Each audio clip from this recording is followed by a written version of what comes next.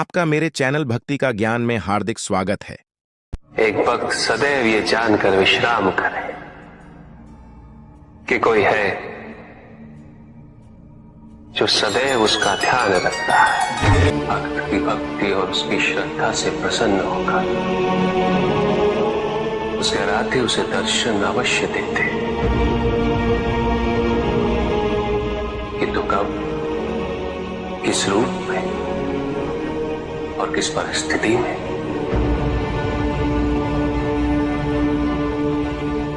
इसका पूर्व ज्ञान होना भक्त के लिए संभव नहीं होता।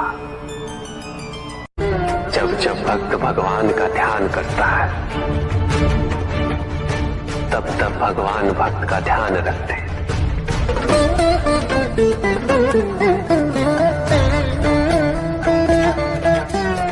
किंतु जिस क्षण भक्त भगवान का ध्यान नहीं करता, तब भी भगवान भक्त का ध्यान रखते हैं। इसलिए तुम्हारा ये कथन उचित है नंदी। मैं व्यस्त हूं और मैं चिरंतन काल से लेकर चिरकाल तक व्यस्त रहूंगा। प्रत्येक क्षण प्रत्येक भक्त का ध्यान रखते हैं।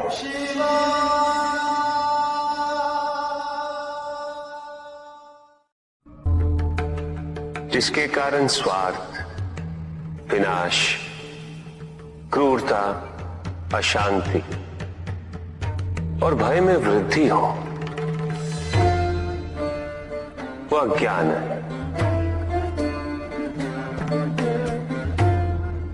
किंतु जो व्यक्ति को उदार, निर्भीक, सहनशील और विनम्र बनाए, वही ज्ञान है। अज्ञान की शक्तियां दुरुपयोग करने हेतु प्रेरित करती हैं, किंतु जो अपनी शक्तियों और अपने सामर्थ्य के प्रति अपने उत्तरदायित्व को समझाए, जो न केवल अपने अपितु अपने से पहले संसार के उद्धार हेतु प्रोत्साहित करे, वो ज्ञान है। ज्ञान का मूल उद्देश्य ही परोपकार है, सृजन है। दूसरों की भावनाओं को समझना, उनका आदर करना, यही ज्ञान है। क्योंकि ज्ञान हमें न केवल अपने अपितु दूसरों के दुख और सुख के प्रति भी संवेदनशील बनाता है। किंतु जो दूसरों की भावनाओं का अनादर करे, उसे ज्ञान की श्रेणी में कैसे रखा जा सकता है?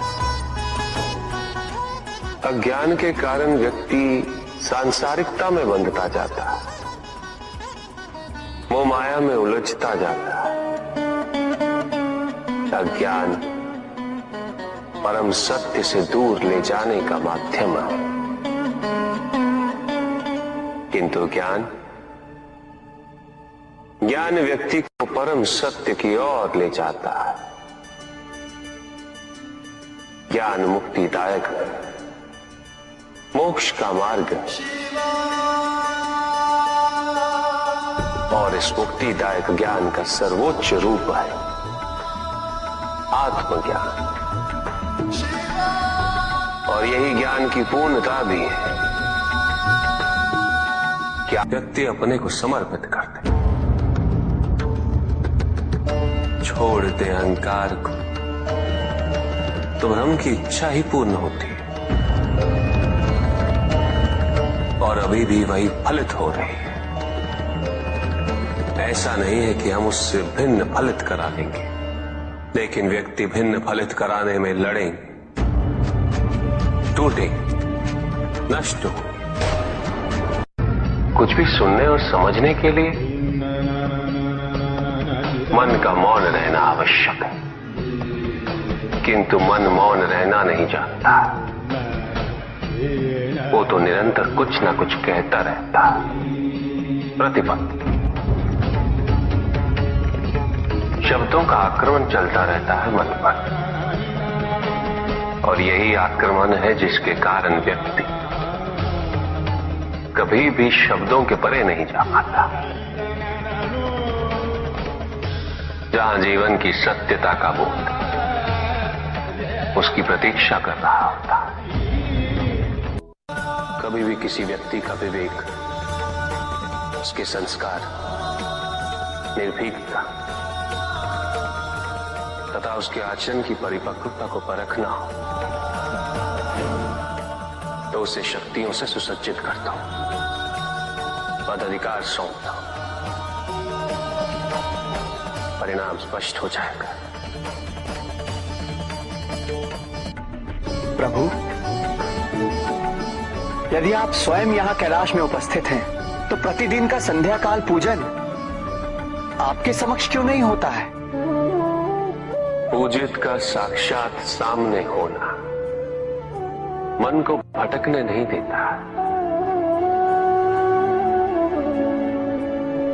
किंतु जो सच्चे भक्त हैं, भगवान तो उनके मन में, उनके हृदय में निवास करते हैं।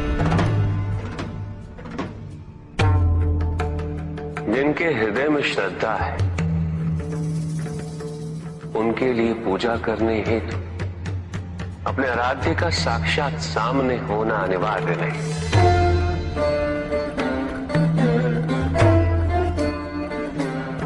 वो तो अपने मन के नेत्रों से प्रतिपल उनके दर्शन पा रहे हैं।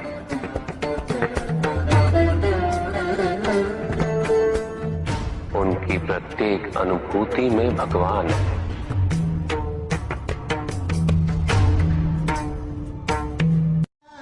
सुख आंतरिक होता है, संतोष आंतरिक होता है। उन्हें बाहरी तत्वों से रेखांकित और परिभाषित नहीं किया जा सकता, आकार से नहीं पाया जा सकता। आकार के आधार पर केवल अहंकार ही उत्पन्न होता है, क्योंकि आकार से तुलना करने का संदर्भ प्राप्त हो जाता है। यदि तुम्हारा आकार छोटा है तो तुमसे भी छोटा कोई ना कोई अवश्य होगा, और यदि उसी प्रकार तुम विशाल हो तो तुमसे भी विशाल इस संसार में कोई ना कोई अवश्य होगा। इसीलिए शरीर या आकार की तुलना करना कभी भी शाश्वत सुख का आधार नहीं बन सकता। युद्ध किसी व्यक्ति से नहीं गणेश, मानसिकता से होता है। युद्ध में संघर्ष अच्छाई या बुराई का नहीं होता, सभी में अच्छाई है और बुराई भी है पुत्र।